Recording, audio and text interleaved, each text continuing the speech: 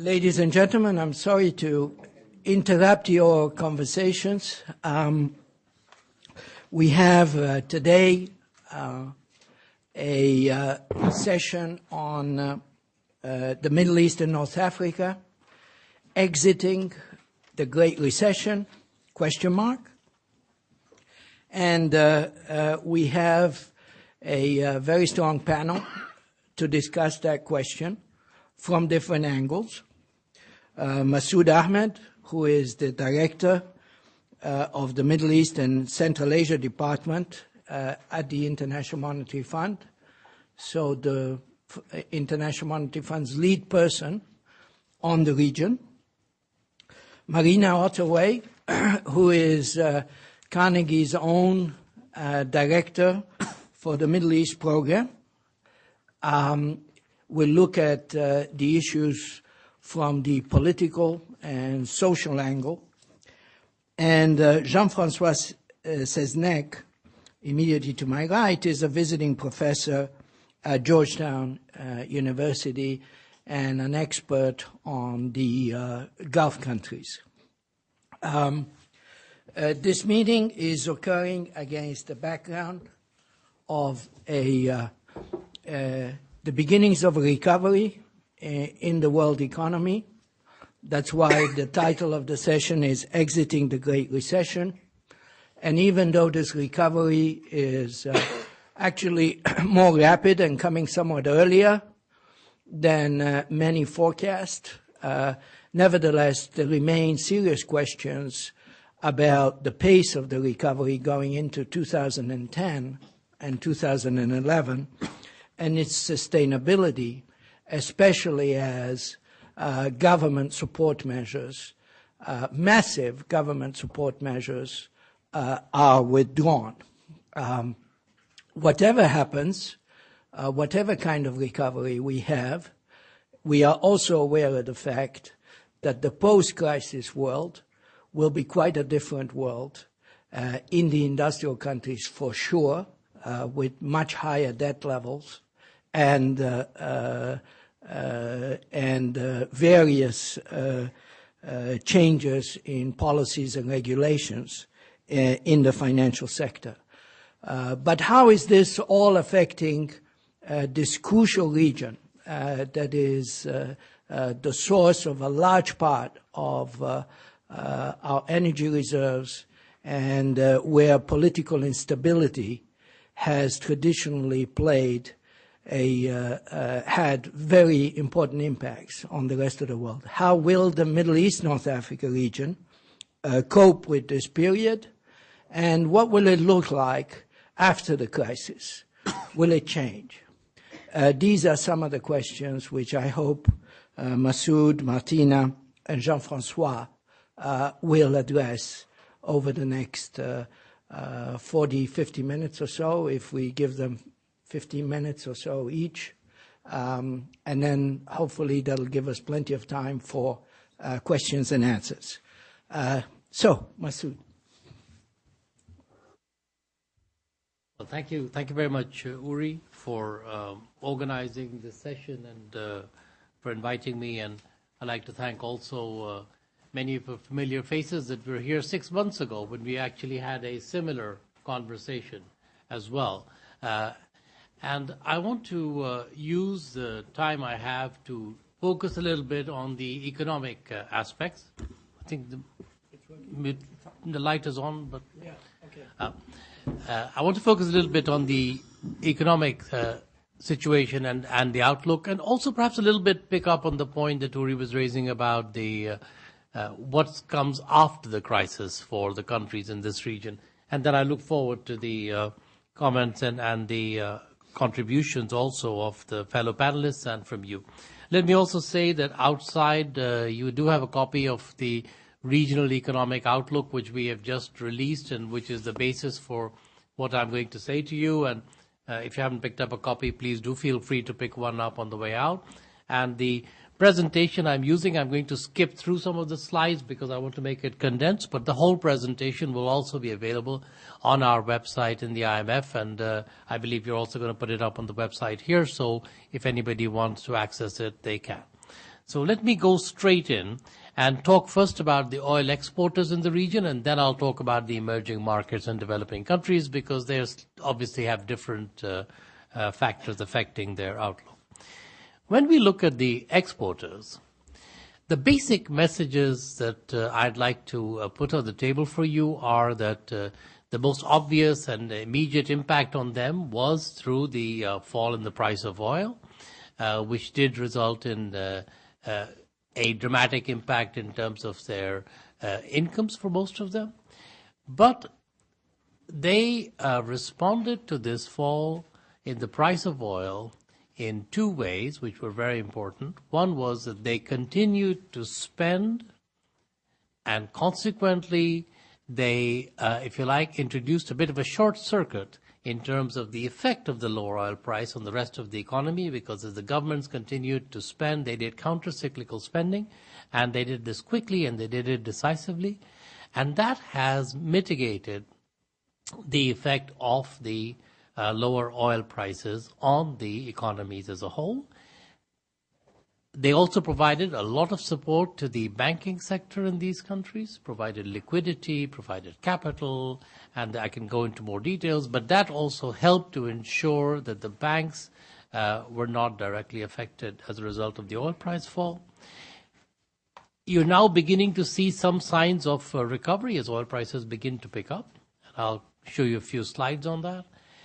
But the one issue which is not so straightforward is that alongside the fall in oil prices, which these countries were affected by, there was another phenomenon which also affected them, which is that in the run-up, in the 4 or 5 years prior to the crisis, they had all experienced very rapid growth of credit in their economies, to some extent financed by the inflows that were coming in from oil, but also from capital inflows that were coming in from abroad.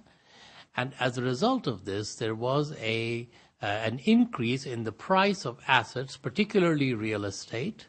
And when there was a withdrawal of this capital, and when there was a change in the sentiment of investors within the economy, because the bubble had been growing, there was, as a result of that, a collapse in asset prices. And in some countries, this has hit the real estate market quite hard, and you've seen a 50% or so drop in real estate prices. That has then had a comeback effect on the banks, on corporations, on households, and that process is still working its way through the system. So what this has also shown, this crisis, is that there was a little bit of vulnerabilities have been exposed in some of the financial sectors. Given the size of these economies and the resources that they have, these problems are all manageable. They're not systemic problems, they're manageable problems at the macro level, but they do cause dislocations and problems, including some social problems that are going to emerge because of that, and that's something that is worth thinking through. So that's, if you like, our basic story on the oil exporters. And I'm just going to show you a few slides, and forgive me, I'm going to walk through some of them faster than others. The first one really is just to give you a magnitude of the drop in GDP in these countries that came from the drop in oil prices. And if you look at it, for the oil exporters, which are in green, they had a very sharp drop, almost as sharp as the advanced economies. And of course, the reason for this was that oil is such a big part of their economies, and the production of oil went down. And so it was down to close to less than minus 4%. And then you see in 2010, oil production beginning to pick up. So quite a sharp recovery as well coming about. But now, as I said earlier, what they did when oil prices went down is that if you look at the left-hand panel, what you see in the yellow chart there, just looking at a couple of countries, they basically continued to spend more. They had the reserves, they built them up over many good years, which was actually very prudent and sensible policy, and now you come on to a lean period, and they continued to spend it for that year. Of course, you can't continue this for a very long period, But for many of these countries, it makes a lot of sense to do that during the period that they had. And then if you look at the right-hand panel, which has these three lines, the green line in this case is what happened to their economies outside of the oil sector, which in many ways is what really measures living standards for people in the economy. And if you look at that line, what you see is that, in fact, it did not go down quite as much because it was moderated as a result of the spending that the governments were doing. So the orange line, which is the oil GDP, fell a lot, but by continuing to spend, they basically prevented that from having a big impact on the rest of the economy. Now, one obvious consequence of this is that the large current account surpluses that they had built up over the previous years, this year, 2009, has gone down quite dramatically. If you look at the dark, I'm not sure what the color is, dark brown color here, you basically have the GCC countries, which are in many ways the core group of exporters here. And for them, the surplus went down, as you can see last year, from over 250 billion to now about 50. For all of the countries together, it went down from about 380 billion to about 50. So big drop in the surplus. And that makes, as we think, good, sensible strategy to be able to use this reserve during this period. Now, let me just use a couple of slides to show the other point, which is what was happening in the banking sector. This slide shows what was happening in the dark bars, show in different countries what was happening to credit growth every year in the 4-year period preceding the crisis. And what you can see is that in a number of countries, credit growth was running at quite high numbers. And one country which is not here, I think it's I'm sorry, it sort of dropped off our chart, is the UAE. But in the UAE also, in some ways, credit growth was running quite high, close to 40 or 50% in some years, and in the last couple of years, even higher before the crisis. And of course, after June 2008, when the capital that had come in from outside began to be withdrawn, when the banks themselves felt under pressure as a result of that and started to cut back on lending, when they raised their lending credit standards as a result of the sort of worldwide cautionary approach adopted by banks after Lehman, you see a sharp drop in new credit being extended to the economy, and that has meant that it's exacerbated the problem in terms of the asset markets, and particularly in real estate. Now, the countries did provide a lot of support to stabilize the banking sector, but it's still not lending and functioning in terms of providing credit to the economy. The other dimension of assets, of course, is not just real estate, but is stock markets, equity markets. And left-hand side shows you the big drop in equity markets that was taking place in these economies between the beginning of last year and through to about March of this year. As you can see, varying degrees, some of them, which had gone up a lot, came down the furthest. Since March, there's been a turnaround, as there has been in equity markets, in emerging markets more generally. But in no case is the equity market back at the level it was at before, from its peak. So in no case has it gone back up to its peak. I'm going to skip the bit about these 2 points here. The general point that we're trying to make is that so far, despite all this boom, one good thing is that these countries which really were beginning to struggle with inflation at a time when this was beginning to pose a problem for them domestically, and also given the exchange rate regimes that they operate, it was a bit harder for them to keep up this high level of inflation. Well, you have seen that come down, and there's really no scope for At the moment, there are no signs on the inflationary front that we should be particularly worried about. Final slide on the oil exporters, just to give you a sense looking forward. And what this does is show you how the change in oil prices looking to next year is beginning already to reverse the big decline we saw this year. So if you look at what's happening on the left-hand panel, this is for the GCC countries, you see that this year, both the current account, as I said earlier, dropped dramatically, and the same thing applies to government finances. The fiscal balance also shrank.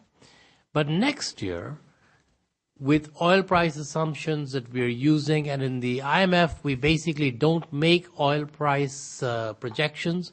We just rely on the futures markets to give us a set of assumptions for the oil price, because we've discovered that we are no better at making any projections about the oil price, but at least we've drawn the consequence of that and not invest resources in trying to. So we do use the futures market for it, and I think just using those assumptions of about $77 oil price for next year, the surplus in these countries in the current account begins to get to about 150 billion again, and if you project this out, then over the next 5 years, you see somewhere between 600 billion and $1 trillion of current account surplus again building up in these economies. And of course, similarly, the fiscal balance also begins to improve. So our core message to countries, the oil exporters, is many of them have the fiscal space and the reserves to continue with public spending through next year. And we see public spending as being a part of the development of these economies. We do think that there is a job still to be done to ensure the orderly workout of financial and corporate balance sheet effects of these asset price falls. And I'll just leave a marker for, I'm sure, something that Marina is going to pick up, which is that in a way, what has been happening in these asset markets has affected many households in these economies, and that is raising, for them, the crisis feels far from over, although they haven't had the same kind of prices that, of course, many other parts of the world have had. And finally, that for this group of countries looking forward, the vulnerabilities that have emerged in the financial sector were partly due to the fact that the banks took on a certain amount of leveraged risk, but also that it is still a very bank-based system. And the need to diversify and develop capital markets and to help intermediate some of the flows in the region is something that we still think is a priority going forward. Let me now turn quickly to the oil importers. And the oil importers are a more diverse group. Obviously, they include countries that are relatively well off, high income, and countries like Lebanon. And then they also include in this region countries that are low income countries, heavily dependent on donor assistance. So it's hard to generalize, but the basic points that I want to leave with you on the oil importers is that, first of all, the effect of the crisis on them has been relatively limited compared to other countries, similar countries in other parts of the world. And the reasons for that are that they are relatively limited in terms of their integration with the financial markets. They have gained from the spillover effect, the positive spillover effect of continued spending in the oil exporters, because they have trade links with the oil exporters in the region. They have workers who are working in these countries and sending remittances back, and they also have increasing links of investment and tourism across. So the fact that the oil exporters have continued to spend has helped not just their own economies, but their neighbors as well. And also, where they could, the policymakers in these countries have generally reacted sensibly and quickly to the crisis, trying to take the measures that they could to contain it. So on balance, all of these things have helped to reduce the impact of the crisis on them. And as you can see, growth has slowed for them, but it slowed to 3.5% in this year, which this year is not a bad growth rate for many parts of the world. As I said, there are a lot of differences across countries, but this is the overall picture. Now, I do want to say one thing about them looking forward. For the same reasons that these countries have not been hit so hard in the downturn, they are not going to see a very quick rebound on the uptake. Because they're not so connected to global markets, they weren't hurt when the credit was being withdrawn, but they're not going to be as positively affected on the way up. And many of their trading partners, particularly in Europe, are going to see much slower rates of growth for the next 3 or 4 years than the last 3 or 4 years. So they'll be exporting into a more constrained market. And because unemployment is likely to rise throughout 2010 in the advanced economies and in Europe in particular, where many of them have tourism and they have also workers there, this will make it harder for them to see a quick turnaround on tourism spending or on an increase in workers' remittances. So not being hurt so much on the way down, but looking ahead, it doesn't look like 2010 is going to be a very, very much better year. It's going to be a little bit better than it is this year. We think a little over 4% growth. Again, a lot of variation across countries, but not a V-shaped recovery in terms of saying, okay, 2010 is going to be hugely better. Again, I have a few slides. I'm going to go through them even faster. The basic point I want to make on this slide is that the thing that has held up remarkably well, the left-hand side looks at what's happened to exports, tourism, remittances, and foreign direct investment. And the interesting thing about this slide for me is that tourism, remittances have held up remarkably well into the middle of this year. In some countries, actually, like Tunisia, tourism numbers are increasing and remittances are also pretty much unchanged.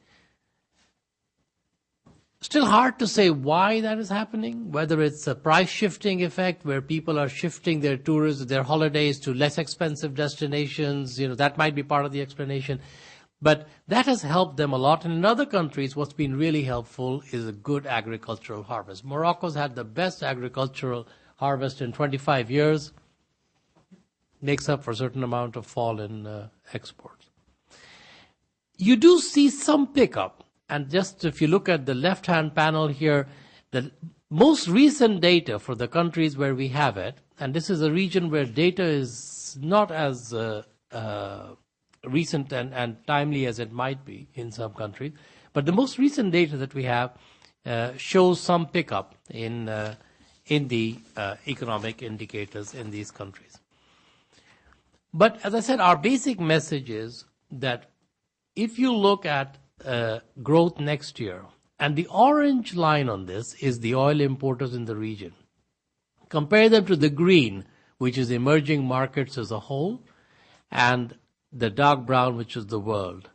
So on the way down, orange line does reasonably well, but as you can see, for 2010, it starts falling below the average.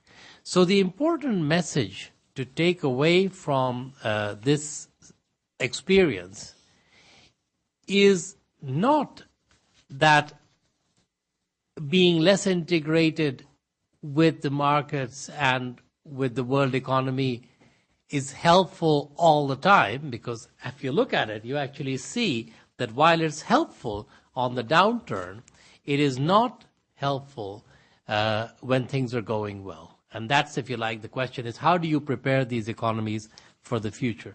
And I want to show you just one more slide here, which is this one. And this slide is a little bit the challenge that I think these countries will face going forward. Inflation has actually come down a certain amount in these economies. Food prices have come down, commodity prices have come down, and so inflation has been doing better last year. But if you look at the right-hand panel, it's looking at what's been happening to their real effective exchange rates. And in virtually every case, the real effective exchange rate has been appreciating for these economies. And as the world gets a little more competitive going forward, as growth is slower in the markets to which they're exporting, as their competitors begin to have exchange rate depreciation, it does raise a question of makes it a little bit harder for these economies to take advantage of those more constrained opportunities if your prices are going to be higher in relative terms than your competitors. So I think competitiveness is going to be the big issue which many countries will be facing going forward. So what do we see as the priorities for these countries? As I said, the big priority that that we have been stressing is that think of preparing these economies now to be competitive and to be able to grow fast in a world environment which is going to be less benign than it was over the 5-year period leading up to this crisis. And that means that the agenda of reforms on the supply side, which is to make these economies more competitive through structural reforms, the way in which business is done, all become, just that agenda becomes even more important looking forward. And it's essential because the key issue facing many of these countries is, of course, providing jobs for a growing and young population, and in a period where, in many cases, high unemployment and underemployment amongst the youth is not just an economic issue, but also a social concern. So that's, if you like, the key challenge that I see for these countries going forward. I hope you have a chance to comment today, of course, but I would also encourage you to come and comment on a blog that we are running at the moment in the IMF on the regional economic outlook for the Middle East, on which if you do have any thoughts or ideas that you want to post, please feel free to use that as well. So let me end with that. Thank you very much. Thank you very much, Masood. It is striking how the countries of the Middle East, North Africa, like many other developing countries, have been able to weather the crisis so far relatively well, although, of course, the impacts vary greatly across the regions and in different sectors. So let me then hand it over to Marina for taking on the dialogue on the political and social side. Thank you very much, Uri.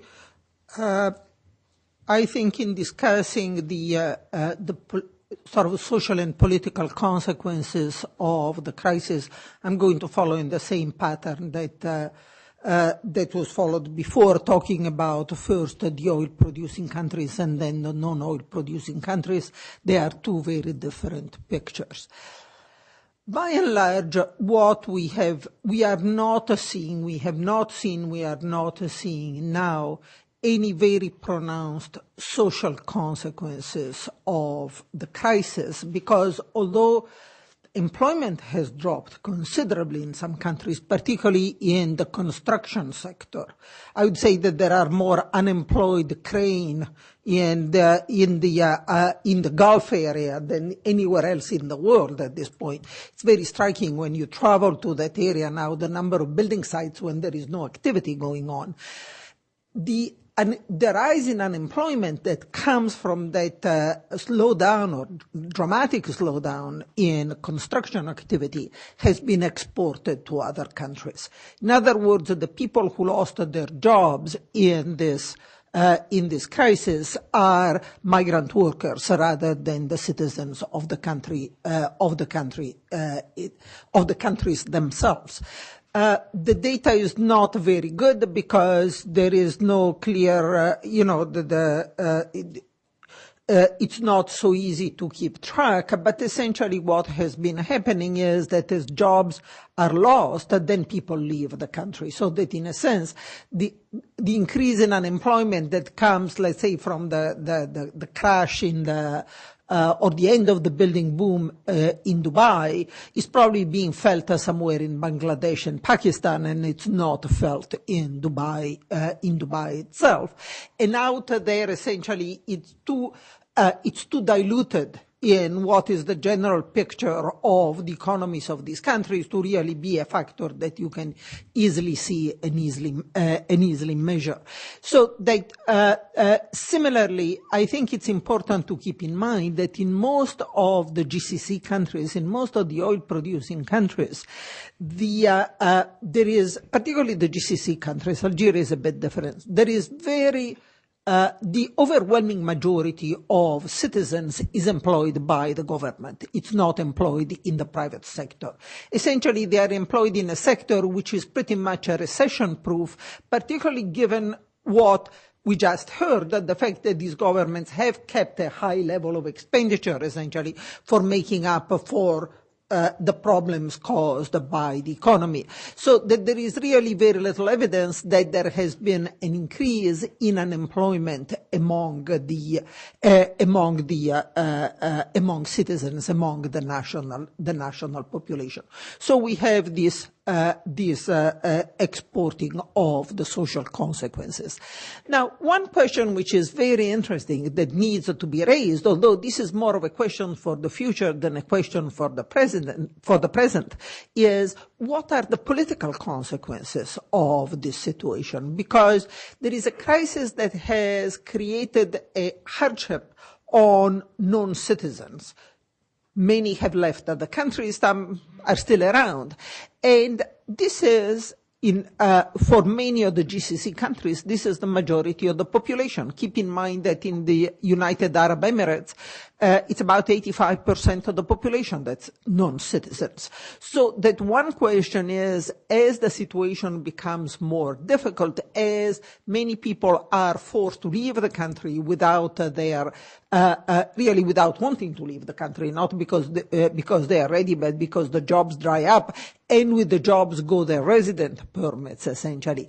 Are we likely to see a political reaction at some point? There have been rumblings, but kind of distant rumbling of dissatisfaction. There have been some pressures on the part of immigrants groups to get the government to change the regimes that regulates migrant labor. But so far, really, there have been no serious changes.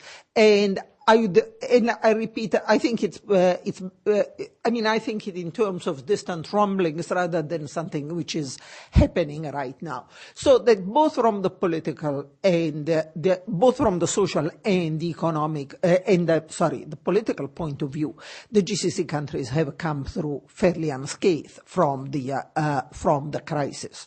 And in addition, I think when the citizens have been affected, then you see governments are trying to intervene, in some cases to the price of absurdity. In Kuwait, where in the boom period, a lot of citizens were taking out large loans, personal loans, credit card debts, and so on and so forth. There is a move underway in the parliament, which is not new, but it was something that was tried a few years ago, went nowhere, and now picking up again, to have the governments simply writing off the personal debt of all citizens. In other words, the government paying the credit card debt of a very courageous citizens.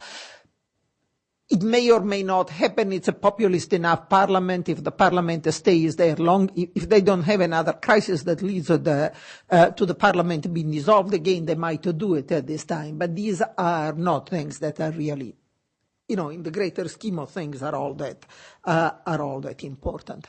Now, when we move to the non-oil producing countries, I think we have a somewhat different picture, although even there, and I think having those, the fact that we saw those figures earlier about the fact that the decline in production and in GDP was much lower, but also that the uptick is much slower than in other countries. Those figures are really helpful because there too, I think we are more likely to see a delayed effect of the financial crisis than an immediate effect of the financial crisis. What do I mean by that? So far, in our work in this area on the let me preface this by saying we are starting a project and looking at the sort of growing social unrest in the non-oil producing countries of the Middle East, because that's where it's being manifested. And while certainly social unrest, symptoms of social discontent are clearly becoming more pronounced, we have certainly not able at this point to say how much it's due to the general economic situation, which has been bad, which is chronically bad in a lot of countries, and how much it's due to the consequences of the recent fiscal crisis. There is no doubt that there is more social unrest, particularly in those countries with a large population. Egypt being one of the most prominent examples. Egypt has had more than 800 wildcat strikes last year. It had more in the vicinity of 600 the year before. They have been going up year by year. Again, we cannot see anything that suggests that this is directly a consequence of the financial crisis, but there is a chronically difficult situation in most of these countries, and certainly the financial crisis is not helping. Now, the question is, in order to understand that the possibility of a reaction, in other words, not just, households suffering because they have lower remittances, but this difficult situation translating into political consequences, I think it's important to take a quick look at what is the overall situation in many of these countries. And I would argue that in most non-oil producing countries now, there is a shortage of safety valves. That is, and the main safety valve that we have seen safety valves for the dissatisfaction, the main safety valve that we have seen recently have been fairly good growth rates of GDP growth. There is no dramatic change in the sort of in economic policies leading to the increase in job creation and so on that you were talking about. We really have not seen much in terms of this kind of really sort of strong program of economic reform. There is no political safety valve at all in these countries at this point. There has been, whatever drive towards political reform existed in the early part of this decade has pretty much ground to a halt. There is really almost nothing going on the political front in terms of reforms that give people a hope that things are going to get better. The channels that would allow people to express their dissatisfaction in through political channels and have some hope for redress and so on. What there has been in before the crisis started was a level of economic growth that we had not seen for many years. A level of economic growth that related to the general economics, what was the general economic situation in the world, which is also related to the fact that oil-producing countries have invested heavily, at least in some of the non-oil-producing countries. So that essentially, for most of the non-oil-producing countries, the only safety valve that we saw in recent years has really been this fairly good rate of economic growth. Not a dramatic rate of economic growth. We are not talking about China, not a rate of economic growth that is going to change the equation immediately, but certainly that does make it possible for things to get somewhat better over a period of time. The 6%, 7% rates of economic growth that we have seen in a lot of countries. Now, what is likely to happen now is that the rate of economic growth is going to slow down. In other words, whatever safety valve existed or whatever in these countries is going to become weaker, or it's not going to provide the same relief that it did before. What does this mean? I think it's very difficult to really make any firm predictions. I'm not predicting that there is going to be, there are going to be huge social upheaval in any of these countries. But I think we are seeing a slow deterioration and increasing pressures that may very well have political consequences, particularly in those countries that are going to go through difficult periods of transition in any case.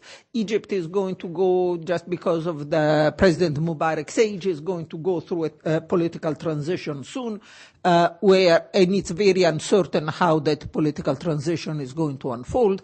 It would be much better for the country to have that difficult political transition in a period of high economic growth. This is unlikely to be the case at this point, unless President Mubarak beats all odds and stays around for a considerable longer period of time. So essentially, it's a slow mounting on pressures on countries that already have a lot of pressure on them, rather than an immediate and drastic new element that has been thrown into the situation in this country. So let me leave it at this and perhaps continue in the Q&A period. Thank you. Thank you very much. So the picture that emerges is one of continuity rather than major change caused by, or disruption caused by the crisis. Good news in one sense, bad news in another sense. Perhaps Jean-Francois could take it from here.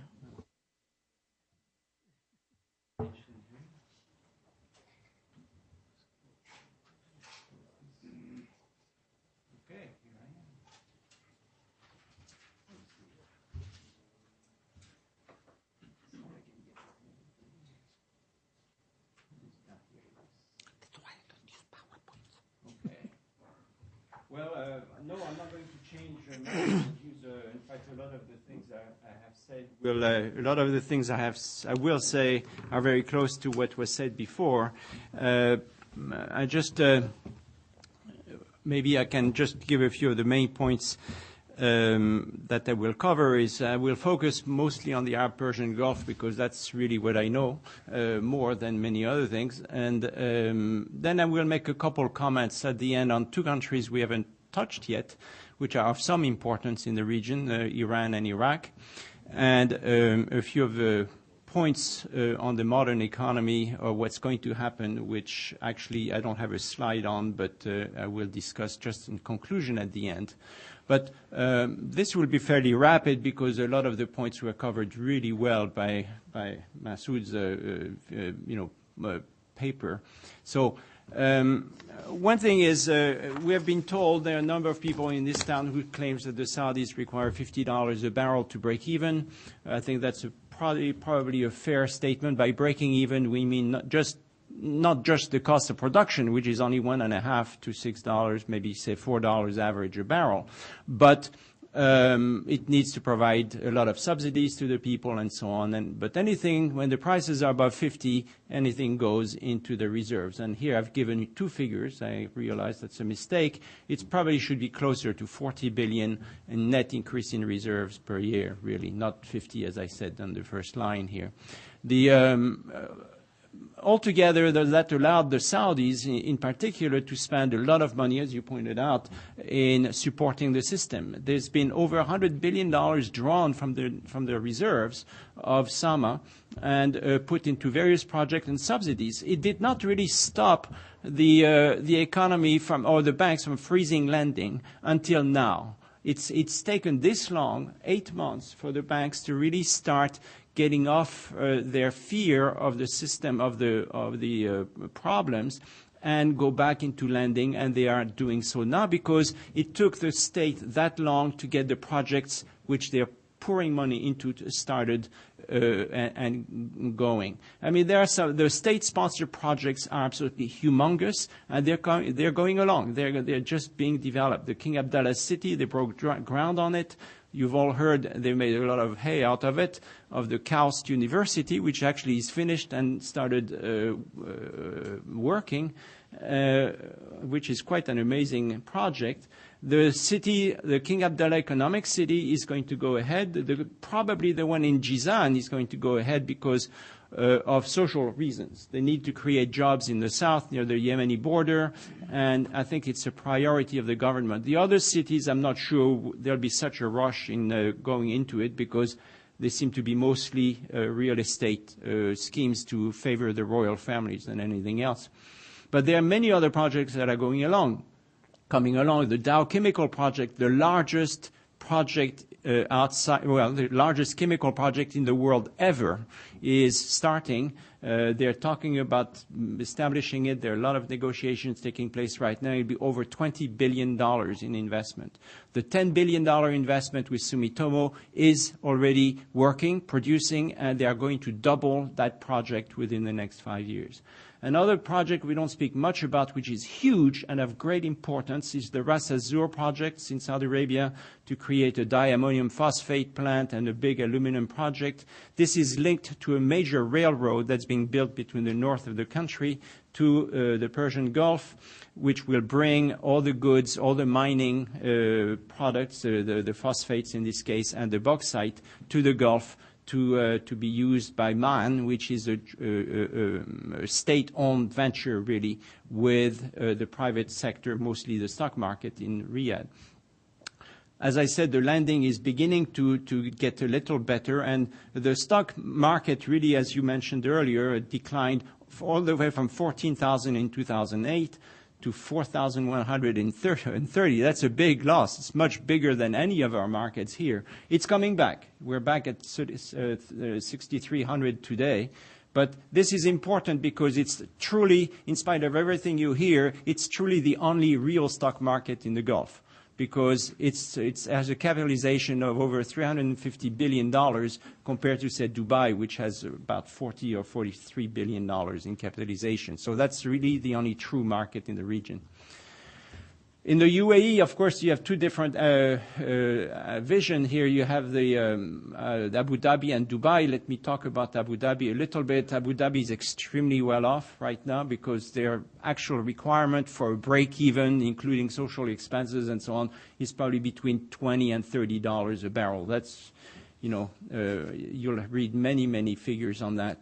But that allows Abu Dhabi to build $45 billion of reserves, fresh reserves every year. Now, Abu Dhabi lost a lot of money, of course, on its sovereign wealth funds last year, and probably maybe as far up as $150 billion, but that still leaves them with about $400 billion, which is nothing to sneeze at this point. Abu Dhabi has been pouring an enormous amount of money in the economy, in the banks, starting in December. And they are pushing very hard on the new projects. The new industrial development projects, the largest aluminum project in the world, 1.5 million tons per year, is going ahead, to my surprise. But It was sort of on the back burner for a long time, but now they're back on the front burner. And the Borouge, which is the largest chemical plant in Abu Dhabi, is about to double. Is thinking of doubling production, and mainly the nuclear plants are really on the very, very front burner. And we're talking for the first 4 plants, where the contract is going to probably be signed in November. We're talking $47 billion for the first 4 plants. So we don't know who's going to get those plants, by the way. But it has to be, if Congress says nothing before October 30th on the agreement signed in January, this will go ahead.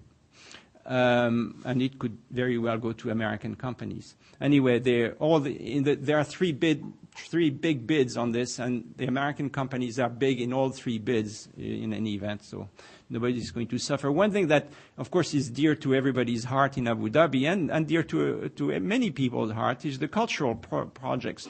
Now, that may sound cultural, but we're talking about $10–20 billion of investments here.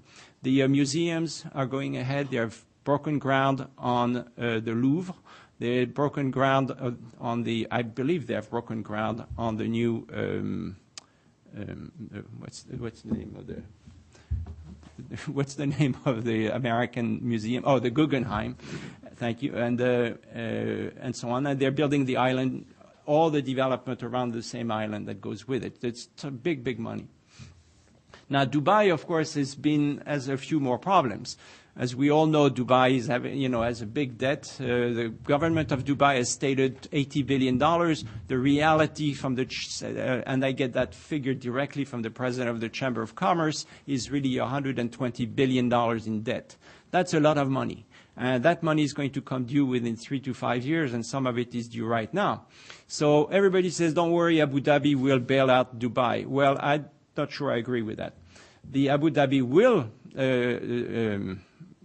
give some money to Dubai. They've already taken $10 billion in the first issue of bonds in May, and they probably will take the next $10 billion, which is due in November. However, the problem for Abu Dhabi is that if they want to bail out a lot of these white elephants in Dubai, they have to sell their own assets, because most of their money is invested, a lot of them in in sovereign wealth funds. If Abu Dhabi sells assets now, they're going to lose money. Why would they do that? So I think they'll bail Dubai out slowly, a drop at a time, and Dubai will just have to survive in the meantime. Dubai will also suffer from the fact that we in the U.S. are putting a lot of pressure on Dubai to stop dealing with Iran quite as much. And so some of that business is being transferred to Hong Kong right now, I'm told. Of course, the impact of the decline, as you mentioned very well, is really hurting the poor laborers and being transferred out. And also the young professionals. I have many students in Dubai who are looking for jobs presently because they've lost their jobs. But things are not as dire as all that. Dubai will continue to survive because it has this absolutely amazing product in Jebel Ali, which is going to continue. This transshipment center and manufacturing center is one of the marvels of the world. It will decline in importance, and the amounts going through it will decline, but it is going to continue. It's the best in the world, really. One thing that a positive in a way is that with the problems we have with Iran and the problems in Pakistan, we may see, at first I was thinking, well, there'll be a lot less money going into the Dubai banks because Iran's, as I will say later, is earning less money. However, it could work just the other way around, because there are so many people worried in Iran about the future of Iran, and so many people in Pakistan worried about the situation in Pakistan, that we actually could see more money being transferred into the banks in Dubai. We're talking over $15 billion a year here. Of course, and one very positive thing in many ways is that these big white elephants have been killed. The kilometer-high tower, which was announced in March when I was in Dubai, is probably not going to see the daylight. I'm glad. I would hate to have an office 1 kilometer high up in the air. But and the whole vision of having Dubai being an entertainment park and bringing Chinese tourists, mass Chinese tourism to spend 3 or 4 days in the various parks in Dubai is just when the temperature is 43 in the shade, was very, in my view, not a clever way of doing business. But there's still destination tourism, but a totally much lower key one. Now, Bahrain, let me speak just a little bit on Bahrain, because the funny thing is Bahrain really has suffered a little bit from the impact of oil prices. As I said here, $3 billion is coming less in their coffers. However, Bahrain is hampered by the lack of capital, the lack of gas. Believe it or not, the actual figures of Bahrain is that they only have 3 years of natural gas left, and everything in Bahrain runs on natural gas. Now, people will say, well, that's not really true, but depending on how you look at the figures, that could be true. I'm not overly worried about it because they have spent a lot of time and efforts to look for new sources of gas. They've they made a big bid where ExxonMobil bid, Occidental won the bid and will probably, we think anyway, find more gas for Bahrain. So Bahrain will be okay for maybe 10 or 15 years to come. It still nevertheless has had a major impact because they've had to delay their expansion of the aluminum plant, which creates an enormous amount of employment. The problem with Bahrain, though, the economy in Bahrain, when you go there, feels good. People have work. There's less unemployment, even among the Shia now, than there's ever been. Bahrain feels good when you go there in terms of economy. But in terms of society, there are major tensions. And the parliament is basically dysfunctional today. And this is really coming from the fact that you have a political problem. So I think the problems of Bahrain is not easily solvable and will not be solved just by an increase in money from overseas or from Saudi Arabia or wherever. They have to face their own internal problems. And the problem is the division within the royal family, between the crown prince and the prime minister, and in society, especially among the Shia, between the two main groups, Al-Haq and Al-Wafaq, where Al-Wafaq is in parliament and sort of tries to work with the government, and Al-Haq is really in the streets every night, burning tires and attacking the troops.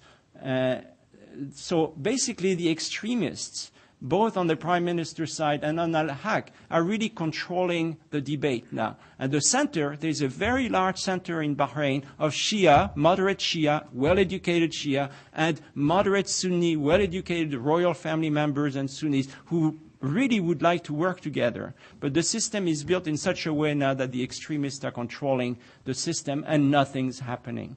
So if we could help resolve, if the Bahrainis themselves could resolve these issues, I think Bahrain would be in a very good position to rebound. Now, one thing, a note of warning on Qatar here. Everybody thinks Qatar can do no wrong. They are going to double. They are in the process of doubling production of liquid natural gas to 70 million tons per year with the help of ExxonMobil and Maersk and a lot of other companies like this and Occidental. But in my view, things are not as wonderful as they are, because a year ago, the price of gas to the Far East was as far up as $20 a million BTU for LNG. That was great. They were making money, hand over fist. The cost is only $3 a million BTU. But now with the new definition of prices, and the prices to the Far East, which is most of the production sold to the Far East, is based on a percentage of oil prices. Well, the oil prices went down, from 147 when it was $20 a million BTUs in Korea. It went down now to basically for the local oil to about $65. And that means the Qataris are still making a little bit of money, but not very much money. And mostly they have a debt load that is in the, over $100 billion for building these enormous plants they've done. And they finance them. So Qatar is making more money on its very small production of oil than it is on its gas. So I think things are not as rosy as all that in Qatar. They're still okay. They're not going to go down the drain anytime soon. But it's not the beautiful picture we like to think. Now, let me go a couple notes on Iran. I've already talked about that. Originally, the budget was computed, and I get that figure from your colleagues at the IMF, so it's got to be true. Yes, it's got to be true. that the budget was computed $90 per barrel. Well, it so happens that the price is not even $70, well, it's 75 lately, but you know, the Gulf's price, of course, is much less than NYMEX. When the price on NYMEX is 75, the Gulf only gets $68 because of the distance and the mix of crude and so on. So basically the Iranians are going bust. And that's really the point I'd like to make here, because that has major implications from a political standpoint, I think. The subsidies, Iran, which is supposedly the second largest reserves in the world of oil, in fact, probably third, are importing gasoline. They're importing 130,000 barrels a day of gasoline. They have the second largest gas reserves in the world, right after Russia, and they are net importers of gas from Turkmenistan. It's unbelievable. Why? Because they don't have the money, really, to invest in their own fields. And, you know, there is no one is going to invest in their own fields today, even though the Chinese promised to invest in the fields. They've signed probably 10, 12 agreements with Iran, but they haven't spent a penny yet. Chinese are very good about saying we will do it, but not doing it. And but they're keeping their foot in the door so that when it does open, they'll be there. In any event, what's left for Iran is that Iran can only fund its deficits through printing money, which I'm sure the IMF will agree with me could be very dangerous from an inflationary standpoint. So they now have an inflation of 25% per year. That could become not Zimbabwean, but very high inflation. That doesn't mean the regime will change. Again, Zimbabwe is a good example of that. So I would say the regime in Iran is under a great deal of pressure. It probably will not necessarily fall because of this, but Iran is suffering and will suffer a lot more than it is now. And I'll have a positive, in spite of all the nasty things I've said about the U.S. presence in Iraq and whatnot. I have some pretty good view of today of what's happening in Iraq. I think what's happening in the bids on the oil fields, which is not given to the large oil companies, where BP just signed 3 or 4 days ago, was approved by the parliament of Iran for the development of the Rumaila field. Exxon and Lukoil are in battle for the West Korna field on the basis of $2 profit per barrel, 1.9. This, if it does actually bring the international oil companies in, we will see Iraq becoming a major oil producer and increasing its production to maybe anywhere from 6, an increase of 4 to 8 million barrels a day in the next 3 to 5 years. It's going to come fairly quickly. So there are some issues there. Of course, they have to resolve the small problems of the Kurdish disputes, and those are very intractable. But they still could produce oil and improve their income substantially.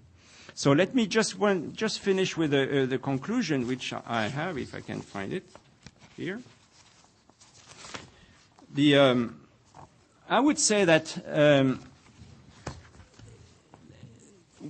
the situation in the Gulf is very interesting in the sense that because of the economies of the world and so on, their place in the world has increased very dramatically.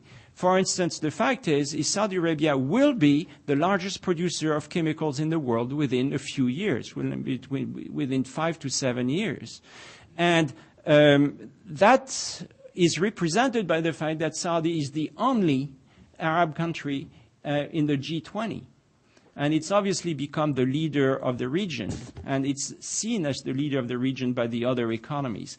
It does create some issues, however, because you may have not followed this. It didn't really make big headlines, but there is a very major trade dispute today between China and Saudi Arabia on the price of methanol and the price of butadienol.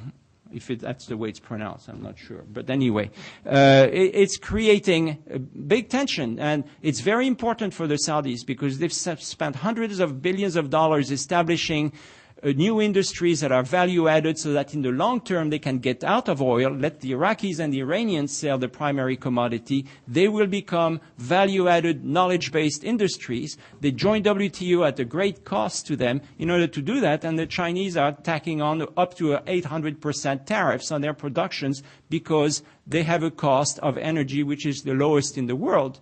And that's going to end up in WTO court, which means in 5 to 10 years we may get a resolution in favor of the Saudis. In the meantime, the Chinese will have built their own industry better. So I think I think the fact that the Gulf is becoming so important in the world economy means there will be a lot of trade tensions, especially with the Far East. The Saudis will be under great pressure to manage the price of oil a lot more than they have. And the king has said before he likes the price at 75, but I was talking to one of his representatives this weekend, and they tell me he likes the 85 too. But I think 85 is about as high as the Saudis will let it go. When the price went up past 75 on NYMEX last week, Saudi Aramco let it be known that they had 4 million barrels of capacity which they could use at any time, and the price went back down below 75. Nevertheless, the Saudis will keep it between $65 and $85 a barrel, and I think that's what we're going to see in the future. And basically the other two conclusions I've really mentioned before was that I think we will be happily surprised that Iraq will become one of the large, finally, after all these. For the past 30 years, we've heard that Iraq can be one of the largest oil producers, and always something happens that stops them from doing it. But if they actually work with the IOCs, as they seem to be, then we could see that happening within 3 to 5 years, and we could see them producing 6 million barrels a day without too much trouble. And Iran, on the other hand, will continue to suffer tremendously from its present situation. And maybe I'll leave it at that.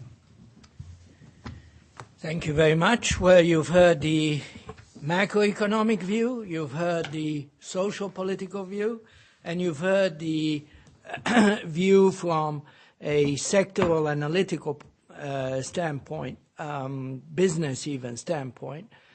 You've heard 3 different dimensions. Now it's over to you. You have questions, comments.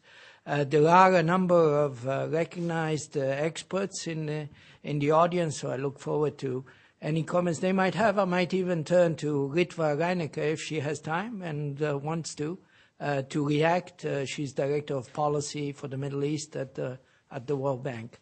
But let me open it up and see if there are any questions.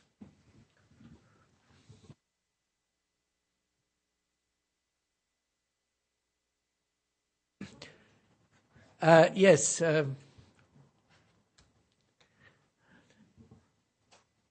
Thank you. Leslie Rawton from Reuters. I was wondering if you could, Ms.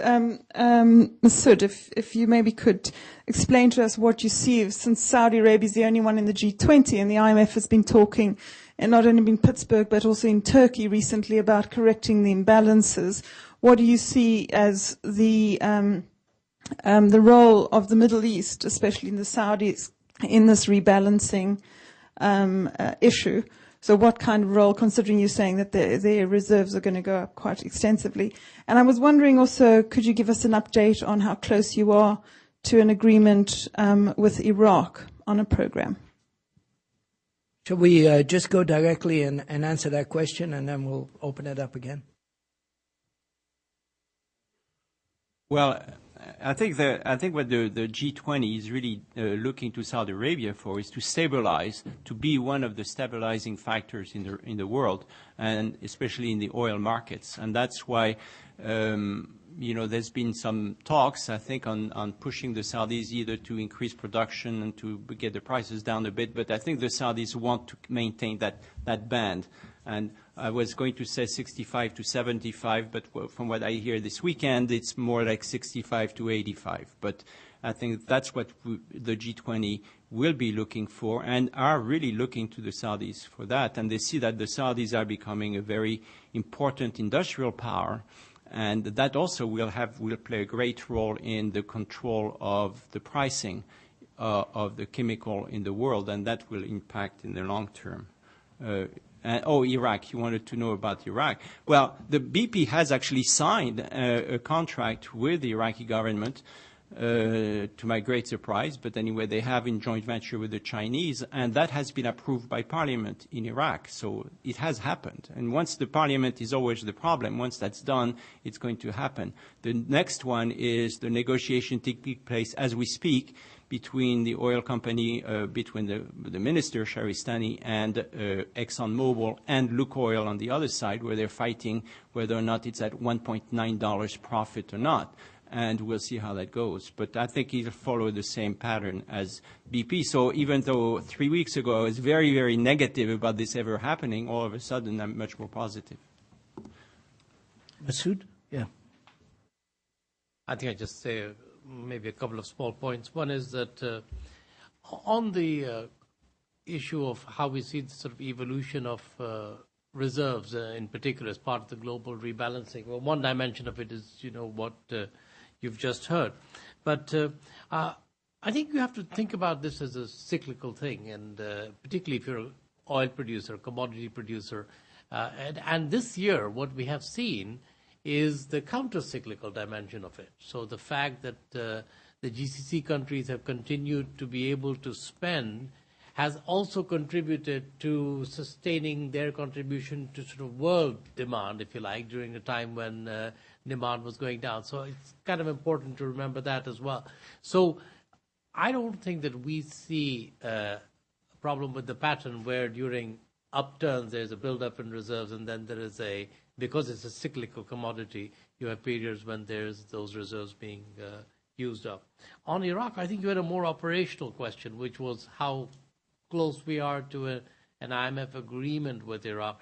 Well, I think on Iraq, the only thing I would say to you, Leslie, is that, as I said, we've been having a conversation with them about having a program that could support them financially. The issue is not, as was just pointed out with Iraq down the road, you can see a build-up in oil production, and also oil prices going up will help them. But this year and next year, they do have a financing gap, which comes from the fact that prices have gone down and their break-even price for their budget is higher than it is for other countries. We've had good discussions with them, including in Istanbul, but we haven't yet got to the point where we are able to conclude that discussion. So that's where we are. Thank you very much. I think Ritva Reinecke has a comment or a question. Can you raise your hand? Oh, yes, there you are. Okay. Thanks very much. It's really worried because you excited me. So I just working at the World Bank and also on in the MENA region. I just wanted to say for the panel that I did find it very fascinating, particularly the perspective from the Gulf and all these government-led industrialization and all that. It's fascinating. It's fascinating for someone like myself who has been in development for a very long time.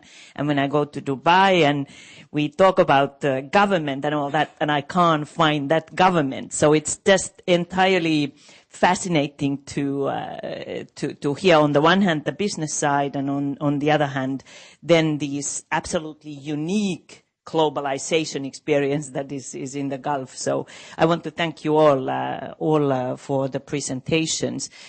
Maybe just two things really about linking, but adding. I guess we always work with our sister organization, the fund, in such a way that where the last slide of Masood's is really where our agenda is. And I want to pick up employment as one of the big issues, because it always comes up, and it comes up when we interact with the Arab representatives, especially in the World Bank in our case, employment and jobs. So we are going to come out with a new report just coming out from the book print shop in the coming week or so, which is about jobs in a way, but it's about private sector development. And it is called From Privilege to Competition. And it's not a haphazard name. It really is what the name says. And it basically looks at jobs is the desire. It needs a dynamic private sector. Has there been reforms? Yes, there have been reforms. Has the private sector become dynamic? Not really. We look at diversification, productivity, use a lot of micro survey work that we have been doing over the years. And in a way, then look at number of areas that are important for the private sector: finance, access to land, regulation, and things like that. What we see from the micro evidence is really not to say that, oh, you have to do this reform or you have to do that and then it all will happen. We see a very serious arbitrariness in the way firms are treated. And there are the ones that are privileged and they do really well. And then there are the ones that are not privileged and they have tough time of competing. And in a way, we bring it then to the political economy issues, is use examples like China to say that China opened space for the private sector, and really argue that unless there is a very strong opening up for the private sector to operate, the jobs will not come. It's a demand side issue. There are supply side issues, but it's really a demand side issue. So maybe at one point we can engage on that one, and we intend to engage a lot in the region in that area. But really it brings together the politics, the private sector, and the closeness that the political elite and system has with enterprises, and the impact that it has on the rest of the private sector. So the other piece of work that we are doing, but it's not yet done, but it's underway, is a major flagship report on finance. And also, in a way, we have, of course, share very much the fund's view on saying that, yes, in a major crisis, it may be very good to not to have a strong financial sector, but when you want to grow and have progress, it's important, an important element. And some progress definitely has been achieved in Egypt, but there's a long way to go. I guess finally, on the social front, we work a lot on subsidy reforms, and it's really interesting for me. I've worked in the MENA region less than 2 years, and just coming from many other regions, developing regions in the world, and this prevalence of subsidies and lack of social safety nets is really quite amazing. And before coming to MENA, I used to be in South Africa as the bank's country director, and I always, then coming to MENA, thought, gosh, in South Africa everybody called each other comrade, but they relied still the market system fully, and there was no subsidies. And we have done an enormous amount of analysis on subsidies, subsidy reform, the impact. In Iran, for instance, subsidies were 18% of GDP during the high prices of food and oil.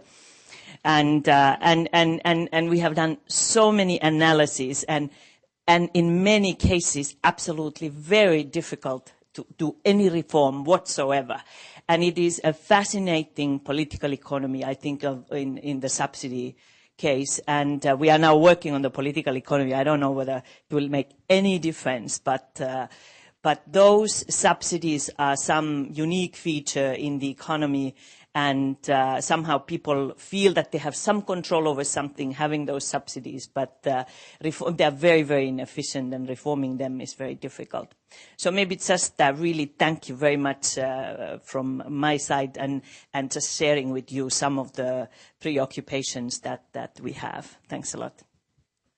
Thanks a lot, Ritva. I will come back to the panel, particularly on the question of jobs, which seems such a central issue, as Ritva said, linking the economics and the politics. And when you were talking about subsidies, I was reminded of my time working on the agricultural subsidies in the industrial countries.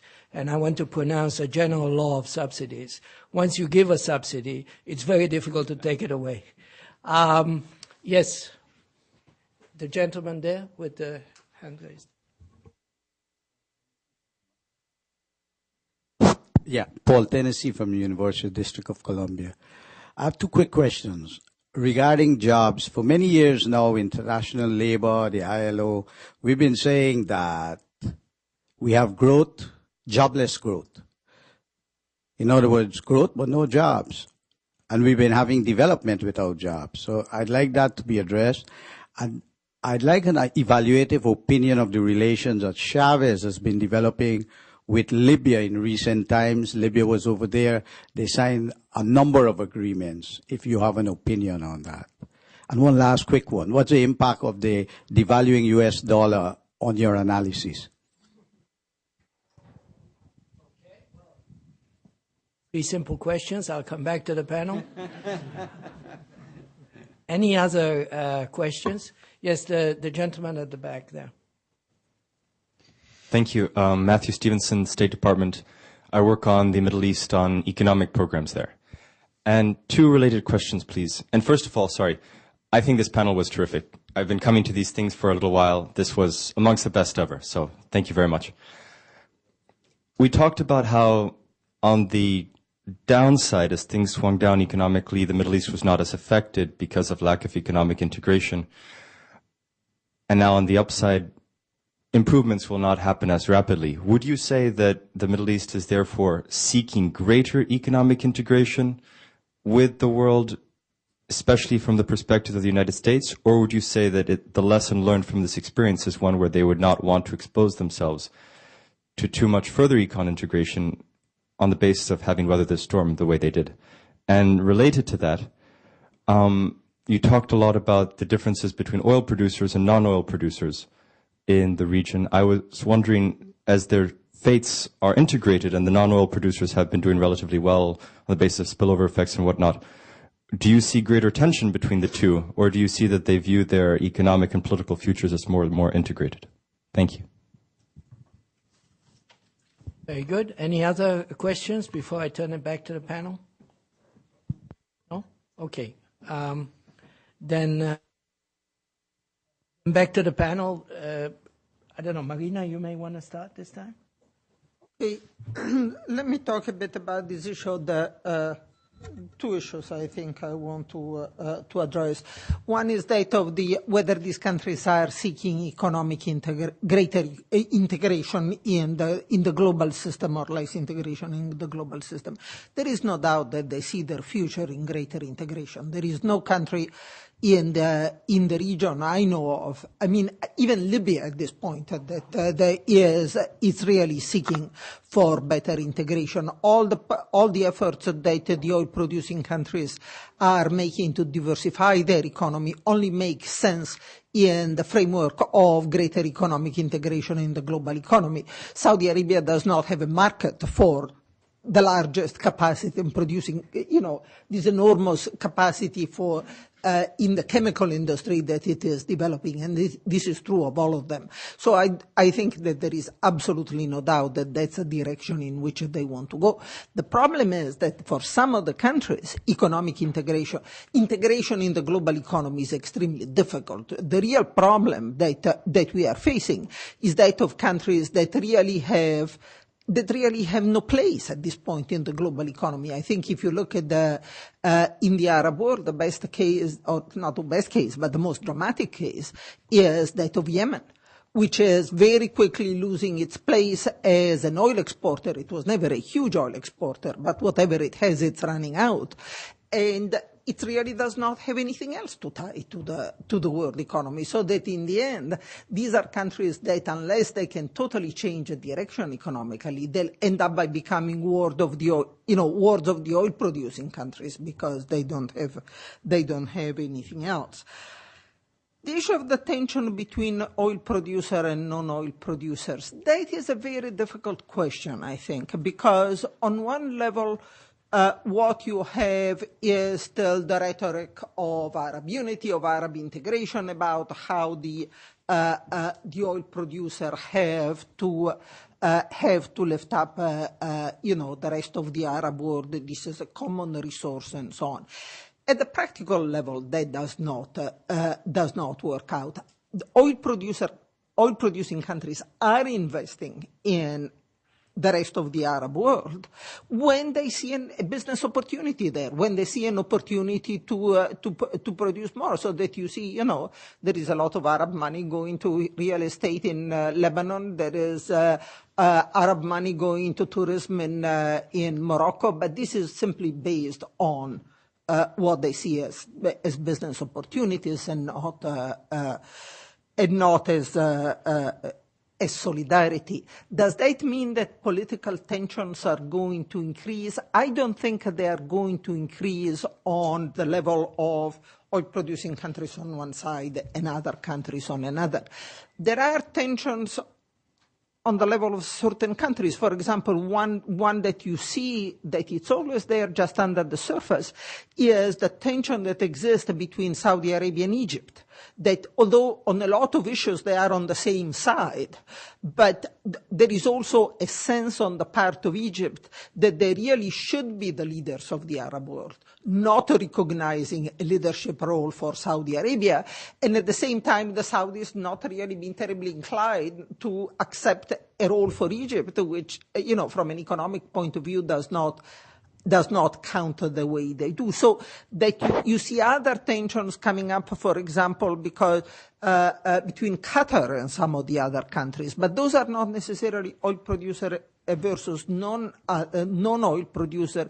It's more Qatar that does has started trying to leverage his economic position into a diplomatic position, into trying to become a peacemaker in the region, and that is certainly creating a lot of negative reaction on the part of the other countries, although not necessarily on this oil producer, non-oil producer divide. Yes, Masood, particularly, I don't know if any of you actually want to comment on the jobs question. Very much welcome that, but in any event, whatever you can. I can come back to the issue of jobs later, or you can do it now. Okay, fine. Masood, go ahead. Okay. Fair enough. Yeah. Well, let me, I think, come back to the issue of, it's a bit linked to jobs, but I think it's really linked a bit more also to looking forward and growth, because if you make the distinction between economies which rely primarily on migrant labor for the labor force, put them aside for a minute, because the safety valve for them is to control the number of workers that they bring in. But if you look at the large economies which have young growing populations, the numbers, and if you look at the numbers in the back of this report and look at some of the growth numbers for the period last 10 years, they've improved over the last 2 or 3 years, but the history of growth rates in these large oil importing emerging markets in the Middle East is not that they are among the fastest growing economies. And that's the reason why they've been struggling to catch up in terms of providing the jobs for the populations that are growing and quite young. And I think the challenge going forward, and this is a discussion we'll have next year, I'm sure when we have this conversation a year from now, competitiveness and trying to generate faster growth and more jobs in these economies is going to become a central preoccupation. Because over the last 3 or 4 years, the high price of oil has really had a spillover effect on the region as a whole. Sending migrant workers abroad is another safety valve. You don't have to go very fast yourself if you can basically send a lot of people to go and work in the Gulf. But even if they don't come back, which some have, but the vast majority are still working there, they're not going to be growing in the same pace. So if you look at the growth of the labor force, then migration is not going to provide the same kind of safety valve that it has over the past 4 years. So I do think that that's going to be an issue that we're going to be talking about more. And it's linked to another point I just want to address, which is diversification. We've all been talking about diversification. If you look at the oil exporting countries, they're following quite different models of diversification. Some of them are diversifying into industries that are linked to hydrocarbons. And that's kind of one way to diversify. You go into producing downstream industries, you go into ancillary chemical industries. And others, and Dubai is a sort of good example of that, have diversified by building what is a sort of service, tourism, real estate hub for the region. And that's a different kind of model of diversification. And yet others, Bahrain, Qatar, Dubai, are trying to get into a different model, which is financial sector as a diversification of financial services. And I think it'll be interesting to see how, in light of how the world is changing, and in particular how the structure of the global financial business is changing, how that will affect these different models of diversification. So over the coming year, I do see for us, particularly in the fund, a piece of work that we would want to do a bit more on looking at this comparative experiences in diversification and seeing if you can draw some lessons from that. Thanks. This issue of job is really fascinating because there is an enormous discussion going on in Saudi Arabia today, actually, between the government and the private sector on these matters. 95% of the employees in the private sector are foreigners, and in the public sector, it's almost the opposite. And when I say public sector, I mean Saudi Aramco, SABIC, the big industrial companies that are more or less state-controlled. The civil service is trying to impose on the merchants in particular limits on how many foreigners they can import, they can bring in. But of course, the private sector wants to keep its sort of maybe slave system is a bit of an exaggeration, but it's not so far from that. And the people who will criticize the Saudi laborers the most are the private sector in Saudi Arabia, who says the Saudis, they're lazy, they cannot work, they don't want to learn, etc., etc. The fact is, yes, they will, and I know that from personal experience, but you need to pay them. That's the problem, and the private sector doesn't want to pay them. Now, there are a number of issues to that effect. It's coming in particular in one of the biggest dialogues that's taking place right now in the kingdom and I'm sorry to get a little technical here, but it's on the pricing of feedstock. Companies like SABIC can buy raw materials for very, very little, almost nothing, and can because they're energy-based and energy costs very little. They can then export to China and make a lot of money.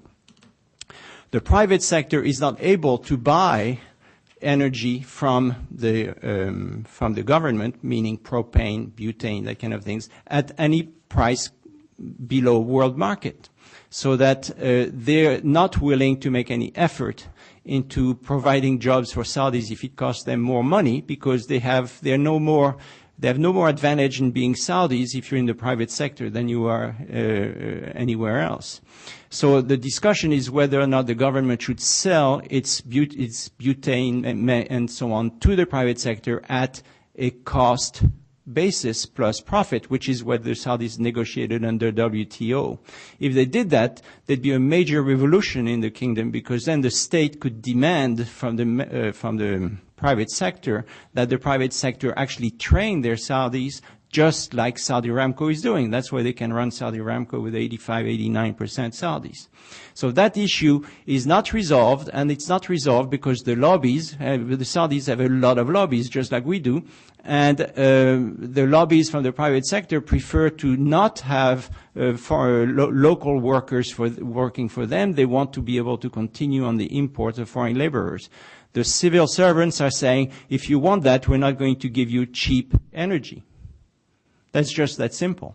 And that's a decision that will have to be made by the king. It should have been made by the king 3 or 4 years ago, but it's in a very Saudi way. It is taking a long time. So I'm not terribly negative on the total outlook, but I'm negative in the sense that it's going to take time. And once they do that, once they decide to really sell to their private sector the same prices that they sell to their own energy company, the state that is, then you will find a lot of job creation within the kingdom. But it's not a given, and it's not sure the civil service will win that battle.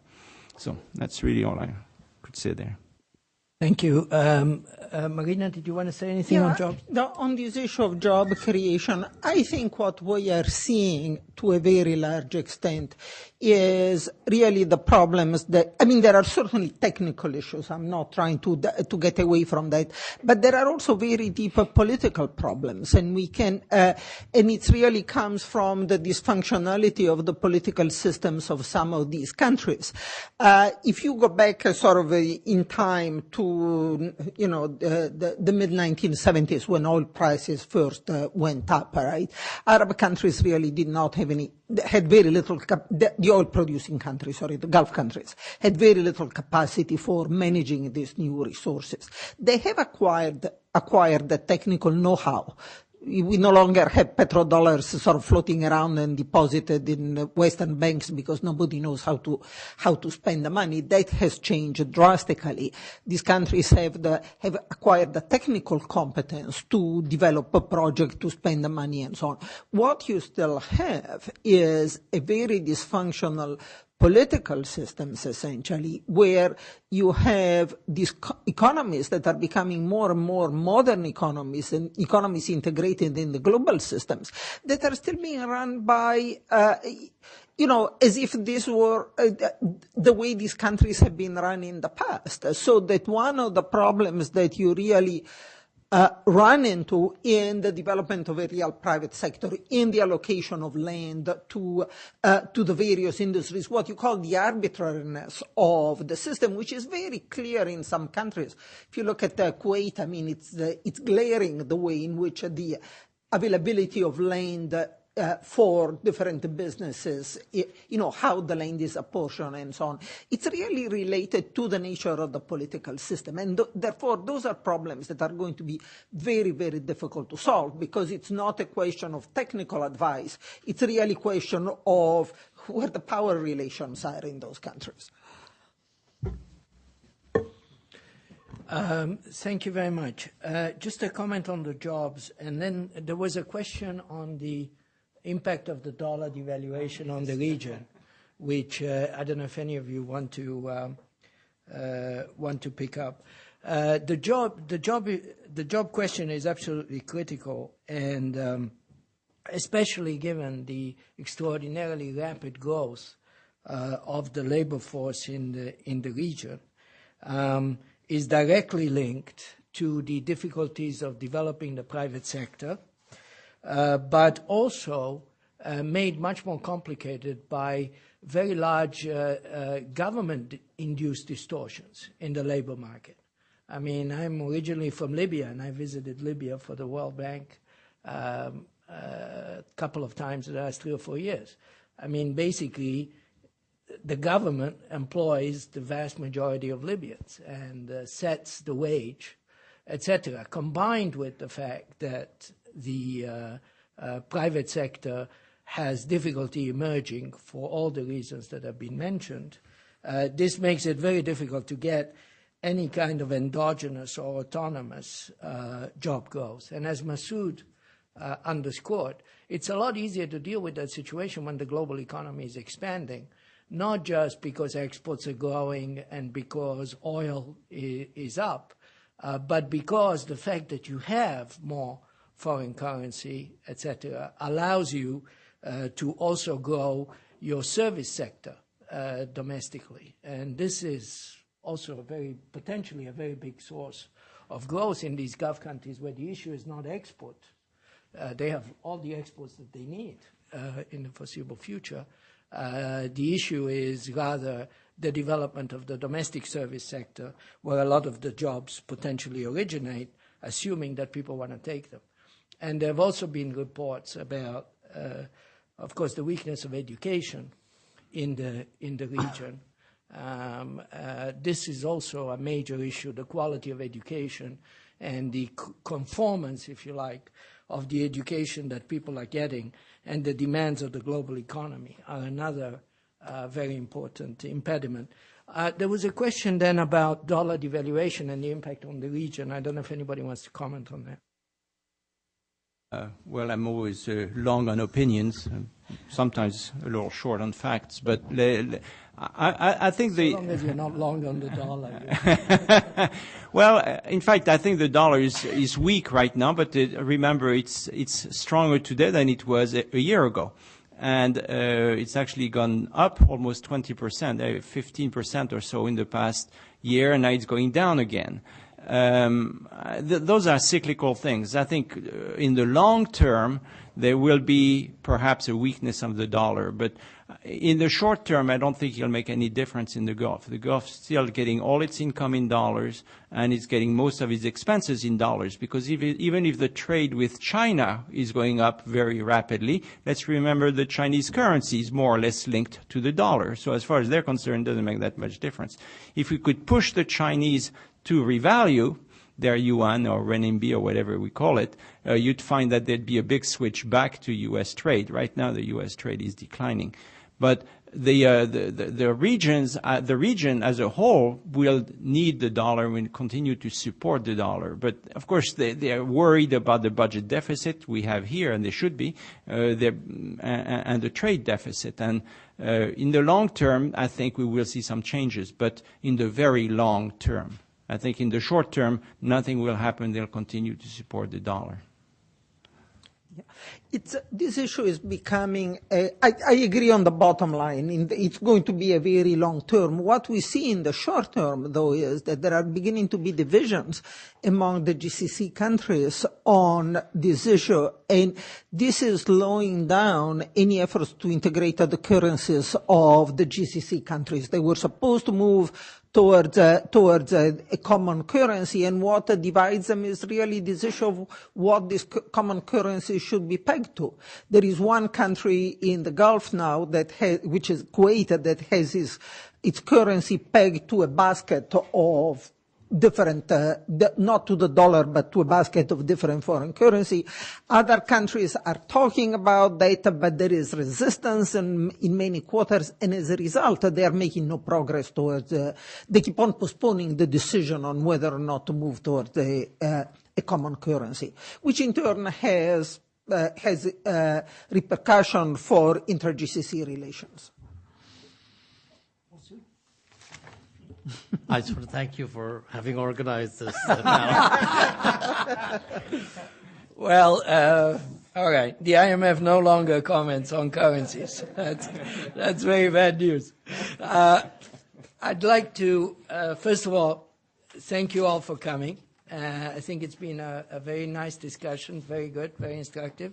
And I'd like to, on all your behalf, to thank the panel for doing such a great job. Thank you very much.